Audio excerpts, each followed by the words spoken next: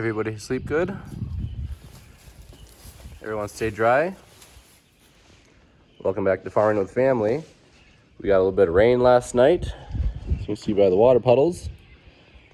So I locked all the cows and the 2 calves in the pole barn just so they wouldn't get all wet. The cows doesn't really matter, but the calves, to have it be colder out, it was around 30, it was like 35 to 40 last night. For them to get wet and then be cold and drizzly all day, it's kind of asking for problems, but they slept good. They're nice and dry. It's not going to rain most of today, so we're going to let them back out. But once they're older, they can tolerate being wet. But last night I locked them up.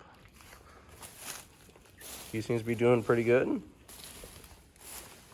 Dottie and her baby, they're doing good. I'm gonna get Dottie in and milk her other quarters out and then save that colostrum. But we'll let everyone out for the morning. I'll usually check on them during the night with my camera there. And then last night I put one up there. And I'll show you what those look like. Here's one camera angle. And here's the other camera. So that's what it looks like on the cameras when I check on my phone. This little guy is being a little pest.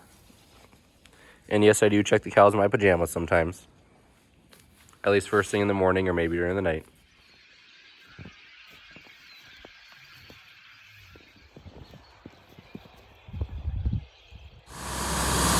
Today we're making some chicken feed for Sarah's Uncle David. We already got all of our other stuff in there. We did a little bit of soybeans, some chicken layer supplement. It's a high protein mix, and the rest corn. Gonna be some very happy chickens.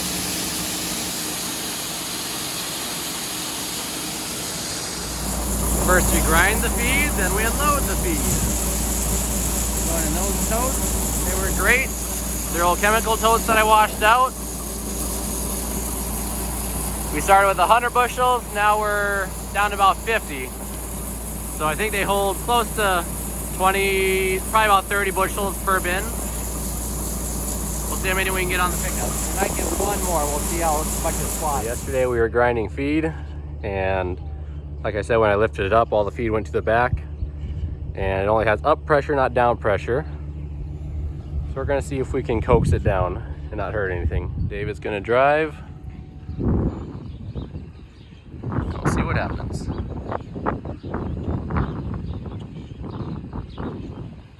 It's going. That's promising. It's going. All right, it's going on its own now. All right, you can back up. Or not, never mind, keep going. Slowly but surely. Yep.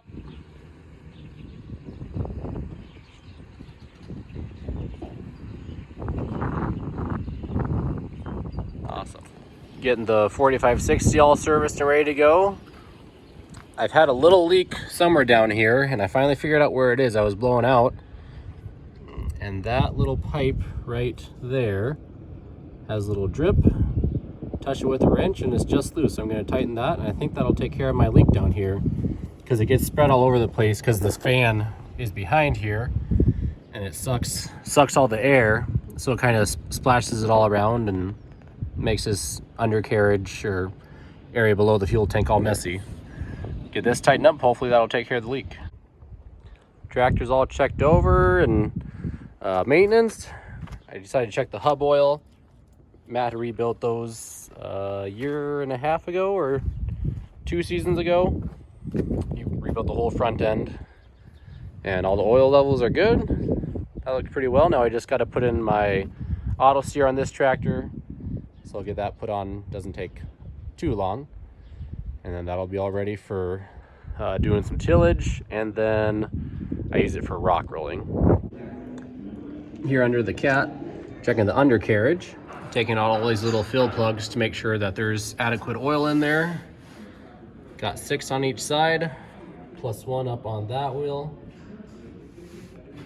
So far they've all been just fine, which is good to see, because you don't want to run these out of oil, because if that bearing gets hot, there's a lot of rubber right here on this track that can start on fire.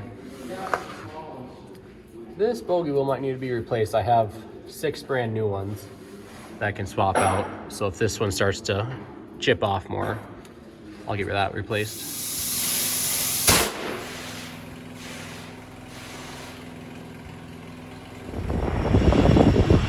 Get my fertilizer spread for the corn.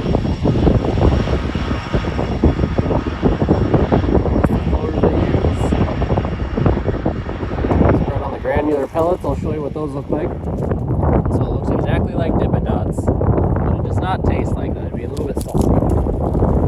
But I came down, we put a stake in the ground to show me where this field splits in half, exactly 80 acres. And then draw a straight line that way. That's where it'll be. So just gonna finish spreading this and go on to the rest of my fields. First piece field work be done in 2024. So let's get planting underway.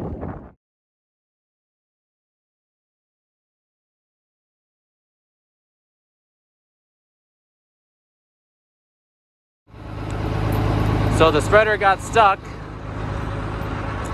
way over there. There's a soft spot over there and he found it. So we're gonna take the tractor. We got the grain cart that's about 2/3 full of grain.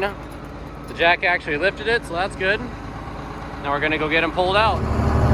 He said he's not real stuck, so hopefully I can pull him backwards, because it looks like he's about to go right into where it's the wettest. So hopefully he's got a hitch on the back and I can just pull him backwards quick.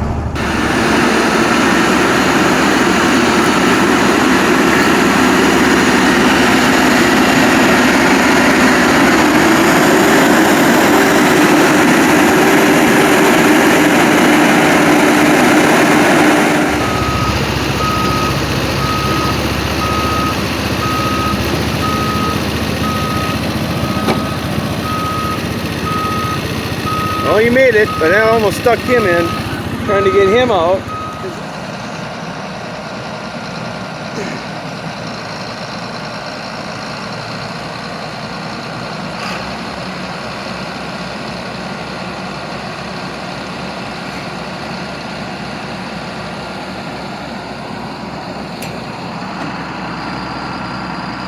Come on, come on, go, go, come on, go, go, go, go, give it, give it. Oh yeah, he's got it. He's got it. That's the one good thing. Josh knows his field. He goes, they're parked up here. He goes, we're parking back here further. I said, well, they're already up there. He goes, they can be stuck. Yeah, this is a hell of a lot lighter than that. Well, we got it pulled out. We tried the first time. I should have just gone and got the strap, because I couldn't get on the dry enough area.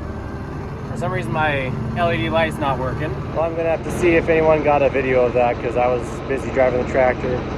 So what happened, we tried the first time. I had an extra big chain, because last year when I got stuck I stretched a couple of my chains. So I got an extra big one, hooked that on, but I was still kind of in the wet area. I moved them a little bit and then I just started to spin. So then we hooked on the back and I was still kind of in where it's wet. Started to spin and almost got the tractor stuck by itself. So I went up and we have a huge giant tow strap that's like 200,000 pound working load. So we went and got that, tied that with the chain, got on drier ground and let it roll coal, and we got him out. So thankfully he's out, and he was almost empty of fertilizer, thankfully, so he wasn't super heavy, but made for an interesting evening. But thanks for watching Farming with the Family. This is where we're going to end the video, and we'll get some more video of the corn planter. We're getting that closer and closer, so we'll do some more video when we work on that project next week. Thanks for watching.